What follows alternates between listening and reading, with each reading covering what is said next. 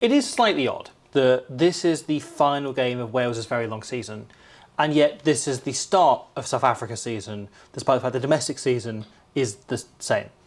The South African season kind of just never ends. It never ends. It just goes on forever. Those guys just are drilled to play 52 weeks of rugby a year. Yeah, it's kind of ridiculous, and there will be player burnout at some point, and it'll probably shorten some players' careers. But hey, as a South African fan, as a fan of watching these teams, you take it, won't you? Yeah. You're happy to see these guys play. Yeah, you know? But there's question marks to be asked there separately. Depending on their opposition, you're happy to see these guys play. Yeah. He says wearing a Welsh shirt. Yeah, so look, there's a big elephant in the room around this fixture, right? Which is what happened in November.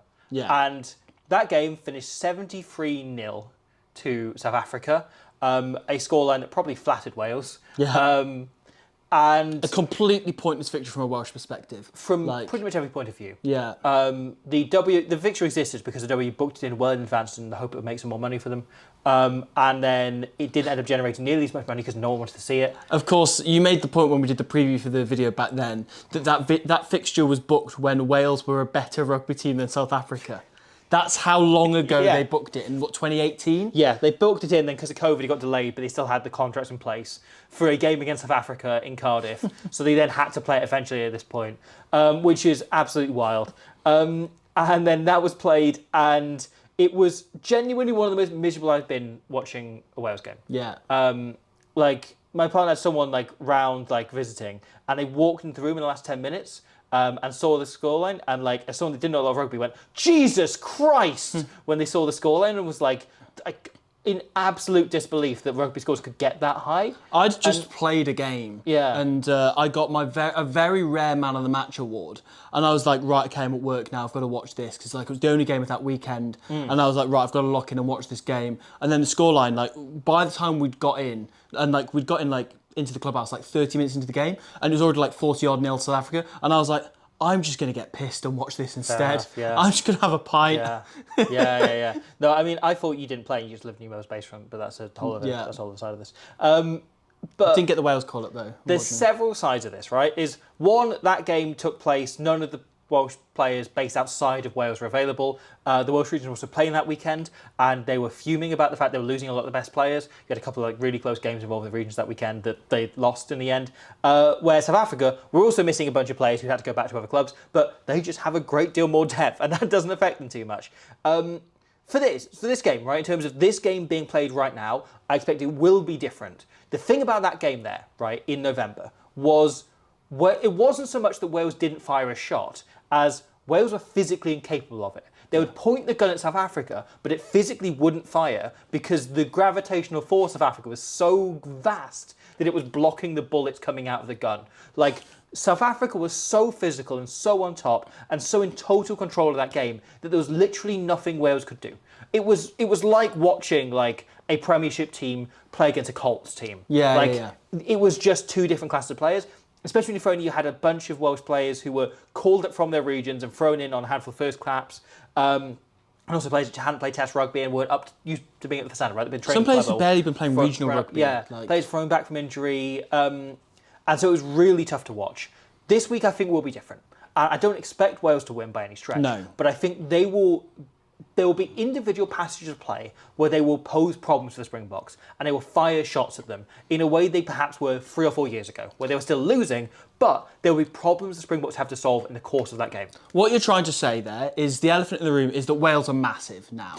Because Wales have beaten Italy, Wales have beaten Fiji, and biggest of all, Wales have beaten the Barbarians. Yeah. So don't forget the Queens and Reds. And they did beat the Queens and Reds a few years ago, yeah. So, and Japan a couple of times. So Wales are massive is the point you're trying to make. So I'd like to substantiate that by bringing up the list of players who are scared of playing against Wales. So Damian Willemse, Curtly Arendse, Cheslin Colby, Andre Esterhazen, Andre Pollard, Sia Khaleesi, Eben Etzebeth, Roland Norkir, Thomas Dutoy, Bongi Mbambi, Oxenche are all scared of playing Wales. It is worth hovering on Eben Etzebeth though, because the thing that game will always be famous for as well is the Eben Etzebeth red card, which he said canonically he did because he was really scared of Alex Mann, a man half of his size. And Alex Mann is in the Welsh starting lineup this week, and Eben Etzebeth ruled himself out through fear.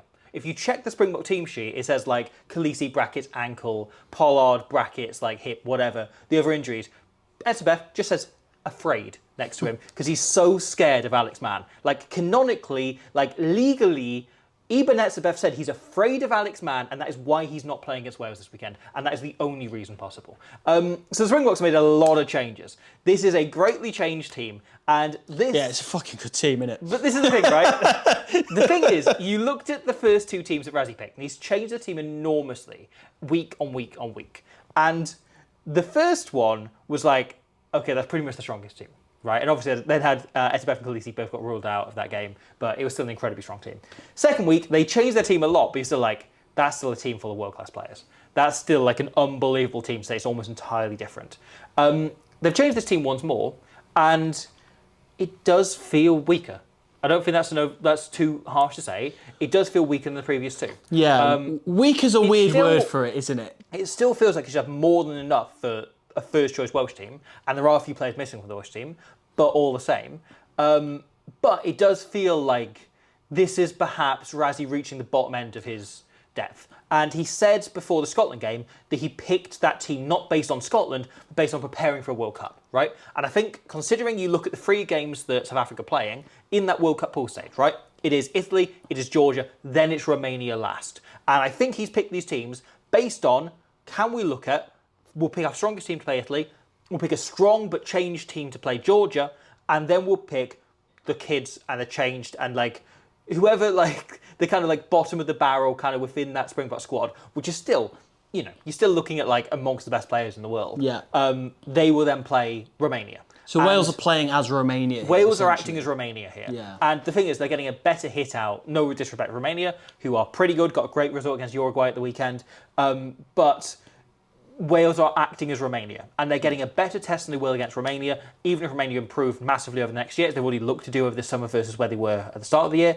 But I think that's essentially the role that they're playing.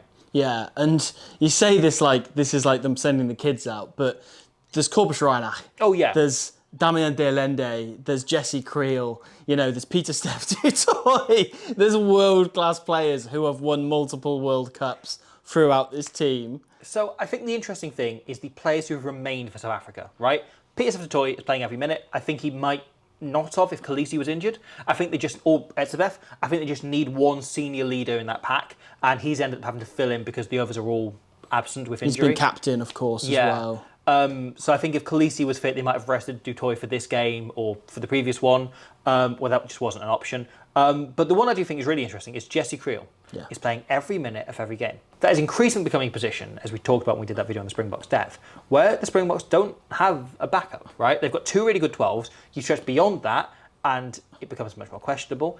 And got Moody, I guess. At 13, Moody's got to fill in there, but I really do think he's an international winger and like a decent. He's not the same level 13, as Creel, that's for sure. Yeah, no, definitely. I think there's definitely a step down there. Is, yeah. And Lakaniwam, love him, what a player, but he's not the force he was in past. Sure. So that is and then outside of that, you're reaching into guys who aren't proven international level. They haven't had that much Test rugby under their belt, and yet he has relied entirely on Jesse Creel.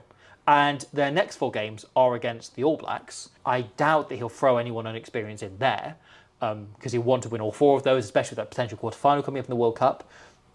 So Creel becomes a really interesting point in this, is a Jesse Creel injury is quickly overtaking Corbus Reinach, as we previously said then, as the player the Springboks can least afford to lose. That said, though, and again, you have to kind of put it in context a little bit with what we were saying about South Africa in the preview for the Scotland game last week, but I really, really rate that Rossi's done this approach to team selection, because he said himself, like, I'm happy with the thought that we will lose a game between now and the World Cup. In fact, I kind of think we have to. And he's so unafraid to go out there and lose a game as long as they're playing the style of rugby that the Springboks will look to play in 2027. Yeah. You know, like regardless of even if it was just kids playing, you know. And so he's approached this Wales game, and instead of just going, right, let's just batter them, let's put 100 points on them, which he could very easily do. But they learn nothing from that. Yes. He is instead, and they've done that already. Yeah. They've already, not 100 points, but they've already won 73-0 against Wales with that crop of players. He has instead gone, right, what can we do that we will get the most out of? What team can we pick? Let's pick a backline where we've got those players and the really experienced guys. And in the middle of it, let's put in Vusi Moyo, who has played 2 games of senior professional rugby. And let's have him play alongside his heroes in Corbus Reinach, in Damien Dialende, in Jesse Creel. In these World Cup winners, let's put him in the middle of it, get him to boss them around. And you know what? If that makes it more of a game because he's less experienced, we have to do a little bit of speculation on Moyo and how good he's going to be. He's played one game for the Sharks and he looked very good in that. He looked very composed. He played 53 minutes. He was excellent at 53 minutes, but it's still only 53 minutes of professional rugby. Yes. So Vusi Moyo has played a grand total of 85 minutes of senior professional rugby. He played one game for the Sharks against Zebre, and he played one game for South Africa off the bench against the Barbarians. Between those, he's played 85 minutes, right? Nicky Smith on the bench for Wales once played one game in the Six Nations against France that lasted over 100 minutes. Like, he played more rugby, or players certainly went the full 80, he was on the bench that day, Nicky Smith, but players that played the full 80 in that played more than Moyo has in his entire career so far, which is a crazy stat. But they back him, right? He was really good for South African 20s last year. He hasn't had much chance during the regular season, both with other options there, with a niggling injury as well. But it's Razzie's mentality, right? He talked about this around some of the older players, around the Peter Sefton Toys, around the Eben Etzebeths, that if you can survive training at the top level intensity, you're ready to play. And he doesn't care if you're old, if you're whatever, if you've previously been injured. All that matters is can you get through training, and we don't need to lower the intensity for anyone that's older or younger. And that applies to younger players as well, right? Yeah. That if you can come in and at 19 years old or at 21 years old, but having barely played professional rugby, you can handle the intensity of Springbok training, you are good enough to play. I don't want to get self-indulgent here, but I have this thing because I play second team rugby, right? On a Tuesday and a Thursday, I train with first team players who play at level 5 rugby, who are used to playing at that intensity. And then when I get out there on a Saturday, I'm like, oh wait, in theory, this should be easier than what I do on a Tuesday and Thursday, which I'm really used to and comfortable with. So you shouldn't get nervous about that. That's what I kind of say to the young players coming up, They're like, if you can handle training on a Tuesday and a Thursday, you can play on a Saturday. Obviously, this is international level. And it's similar to like what they did with Q and Horn, the Barbarians game, where they put him out of position, but he was alongside a load of the best players who could guide him through that. Leaders who have been there and done it before. I think it's an inspired team to bring Moyo through. And you look at the way in which they were forced to use Horn off the bench against Scotland for 10 minutes whilst Pollard was off of HIA, right? He would not have been able to deal with that in the same way if he hadn't played the Barbarians there. Yeah. And it's about putting as many players as possible in those situations so that there is a world in which next year, right before the World Cup, Pollard, Sasha, Lebok all get injured, right? And the Springboks need to reach down further than that. And suddenly you have Horn to look at, and now you have Moyo. And if he is the most talented option, and if he's going to get proper game time next season, which hopefully he will with the Sharks, that builds him up as an option. Jacko Williams on the wing is also winning his first cap. Just going by the surname, I assume this is Cameron Hanningham's situation, and he's secretly Welsh. He's actually Shane's son. Yeah. But he looks very tidy. Again, has not played that much rugby. He's started 6 games in the URC. Yeah. 8 games overall he's played. Yeah. And also he played for the Springboks A against Zimbabwe, where he scored a try. He was really sharp in that game. Obviously, he was opposite Edward Sagaki, the greatest player in the world. So that's a tough assignment for an international debut. Here he's only against Louis Rees-Zammit, which is a much, much easier task. Shame no Kieran Williams, best player in the world, playing. He scored a semi-viral try for the under-20s last year against Scotland, where he shows incredible pace and kicking ability in that. But watching him play for the Sharks, the thing that I get about him, and the thing is, like, it's so weird because there's so many good players in South Africa that you don't watch them all and go, like, with a view to, what if they play for the Springboks one day? However, what I get watching Jaco Williams is he is quite a similar profile to like a Cheslin or a Kurtley Aronson in that his rugby IQ is just really great. That he just really gets how to play the game and he's really dependable under the high ball. Like, he doesn't make any stupid decisions, but he's great on attack and he's really quick. And I think he's the sort of winger that Rossi clearly just loves, and it's not just because, like, Edward van der Merwe is a bit of a luxury player, because he is so rapid, like off the mark. He scores so many like absolute like incredible highlight reel tries, right? And it's great that they've got him as like someone different that can roll the dice and just put in if they need that in the World Cup, But obviously, having Chesley and Kurtley as like the 2 starting wingers who have obviously, won World Cups and all sorts. I think having Jaco Williams, who's in that mould, if one of them gets injured, who can then come in providing he plays well, I think that's a really good selection, having a backup for those. Williams is also a fullback by preference, and I think they want to look to blood him in and get him in the environment and get him used to playing Test rugby quietly so that he can fill in that position. Because that is another position where I think the Springboks need options. They don't need them desperately because they've got loads and loads of they've got Williamson and Fussy. But let's say that fly half situation happens, right? Yeah. And Willemse is asked to play number 10 because he is the most experienced player they have available to play there, right? Suddenly you've got to bring in a fullback. Do you look to Willy the Roux, who's now 96 years old, because you want someone experienced, or are you more likely to go, we want to see how Jaco Williams is going, if only we brought him in and got him to play sooner? Quan Horn is the other option there, but you've got to fit him in the team somewhere alongside the Willemses. So it's a smart way of doing that. Yeah. And also, that Springbok bench is so strong and means that if you do get into a situation where any of the young lads, you've also got Ruben van Heerden, who's someone winning his first cap, who has been such a brilliant player at club level for such a long time, that it's amazing he's never picked up a Springbok cap before now, but he has, and it's very, very well deserved. But if those young lads, and be it the new caps, the young lads, or just players who aren't that experienced at international level. You've got Carlo Sardi as well, also been playing really well for Bordeaux, who's been ripped out of there. And the mean scrummager. Yeah. He's been starting over Ben Tammyafuna for them, so that's pretty huge. I also think there's a little bit of, in 18 months, France were probably going to call him up. Like, I think Galtier probably had one eye on him because he's been in Bordeaux for 3 years now. Yeah. And probably after the World Cup, they're going to look to him because that is a bit of a problem position. Yeah. So if they can cap him and make him like 18th choice before Galtier gets to him, you're just stretching one off. There's a chance he'd probably maybe start for France nowadays. He probably would. He'd certainly be in the 23. Yeah. Where for the Springboks, he's coming in to be 4th choice with a chance to work his way up. Yeah. The career progression available. Smart. And it's the right thing to do by Rossi. Yeah. You know, anyone would do the same. Having that really strong bench means that if something does go wrong, if they struggle a bit, you can then back them in a week and go, no, you did these things really well, we're building you next week. But you can bring that bench on and you can recover the game.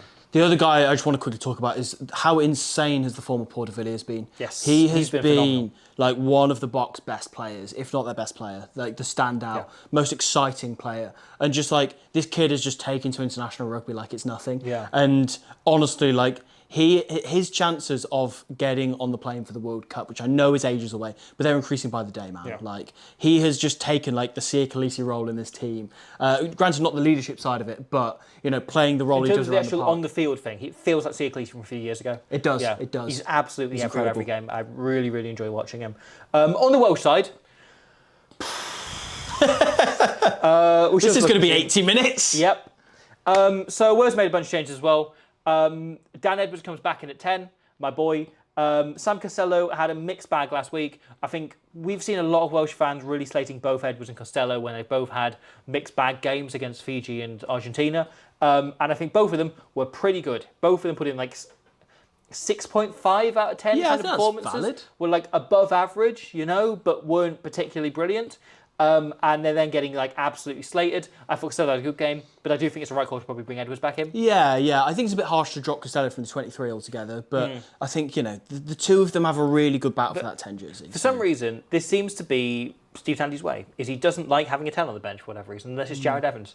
I clearly want someone that will come on and change the game massively. And the thing is, we've seen Costello and Edwards both do that at club level in particular, and a little bit for Wales, but I'm surprised they haven't looked to do that. But it's clear how he's approaching it. Dan Edwards, more of a kind of like all-round kind of thinking fly half. Costello's more of an attack manager, likes to bring a lot on himself. Both do both jobs though, so it's weird to kind of generalise them as one or the other. Both are pretty well-rounded. Yeah. Do you want to know someone who isn't scared? Dewi Lake. Yes. Who got injured last week and hobbled was ruled off, out of this game.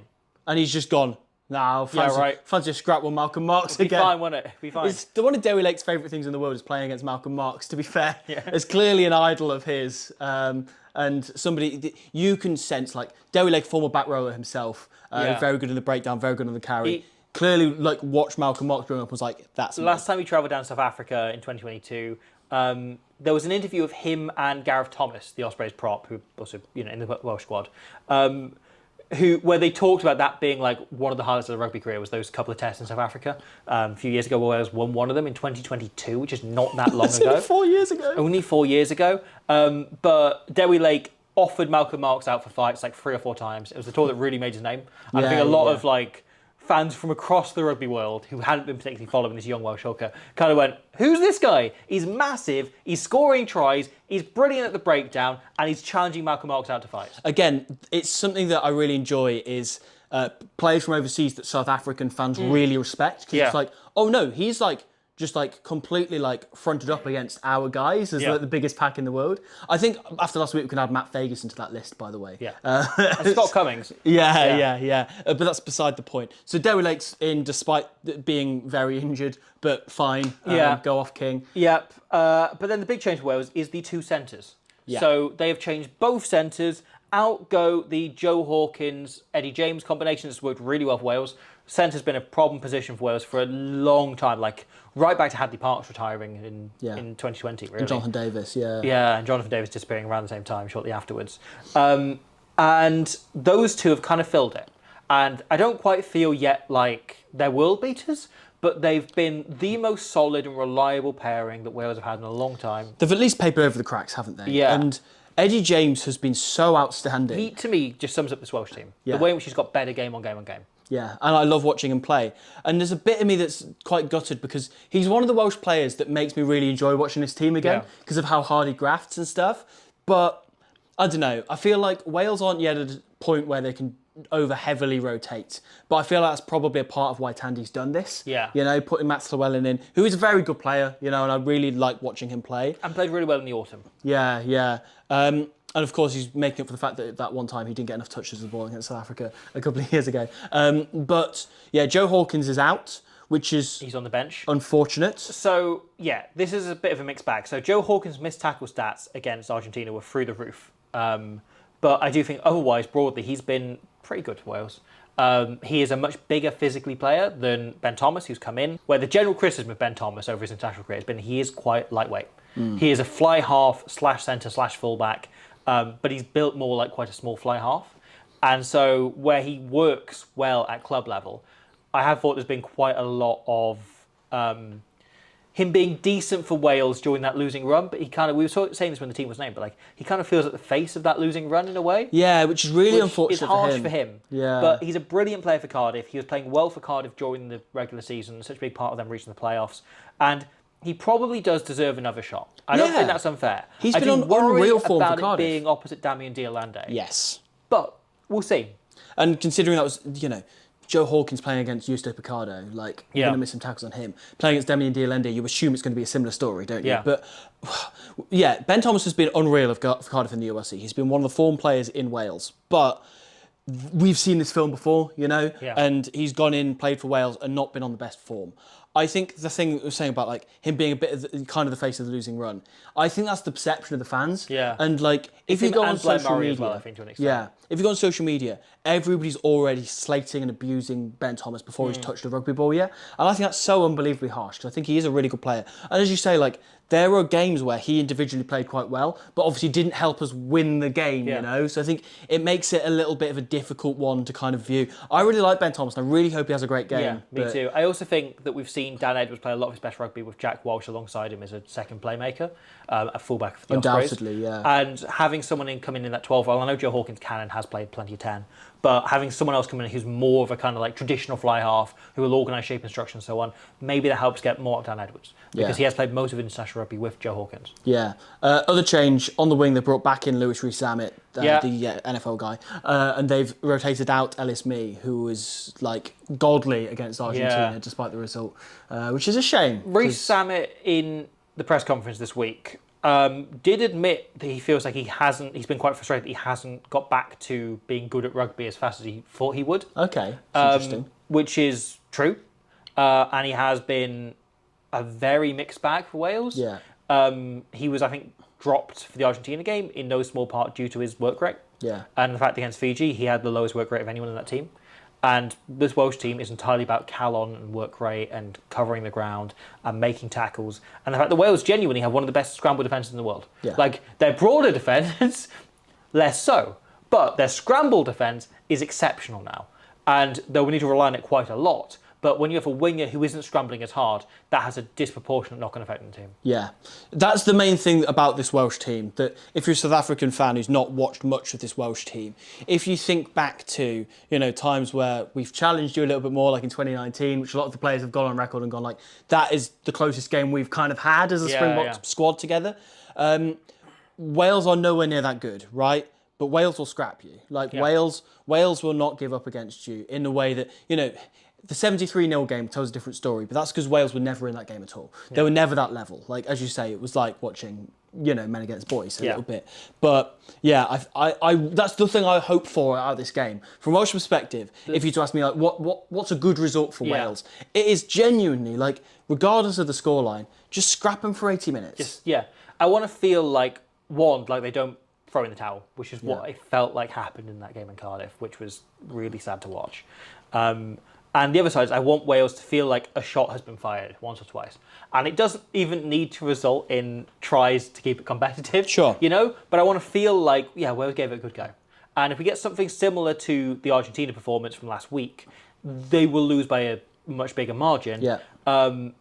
But a scoreline similar to last week's Argentina game, you'd absolutely Also, it's like Wales under-20s playing against the Boks the other week, Where it was like, they got a couple of tries early on. They fired some shots early on. Yeah. Then South Africa were just too good for them, and that's okay. Yeah. That's. But they came back. They got 4 recent tries. history. They got a point on the board. This Wales team, I think, will be better than the 73-0 game, even if the scoreline looks worse. Yeah. Which I wouldn't rule out. I don't think is going to happen. But I think it's entirely possible they ship a lot of points because the Springbok team is phenomenal. Yeah. And they're playing at home rather than in Cardiff. And there's all these factors. But I don't think Wales will be as bad.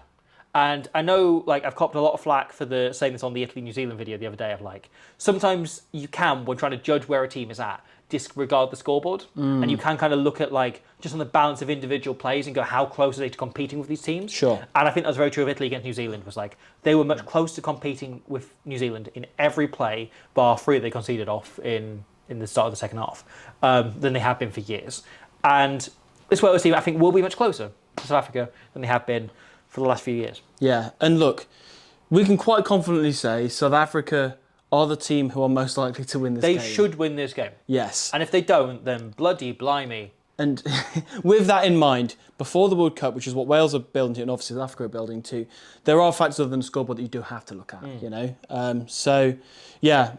I'm hasty to say I'm looking forward to it, because Wales playing against the world champions, the best team in the world, wasn't fun last time out, as we started this video with, but we'll see. We'll see. It should be a game more worth watching, regardless. And what more can we ask for? Angus O'Brien, that's what more we can ask for. Where is he? Where is he, Steve? If this is your last game before putting Angus O'Brien in the team, I will accept that. You want to keep him out of South Africa, fine. You don't want him to be ruined by whatever. You want to take it easy on the Springboks, whatever it is, fine. But when the All Blacks come to Cardiff in November, Angus O'Brien better be there, ready to score his first hat-trick of international rugby. Steve Tandy in the post-match press conference, they rested Damian Willemse, so I rested Angus O'Brien.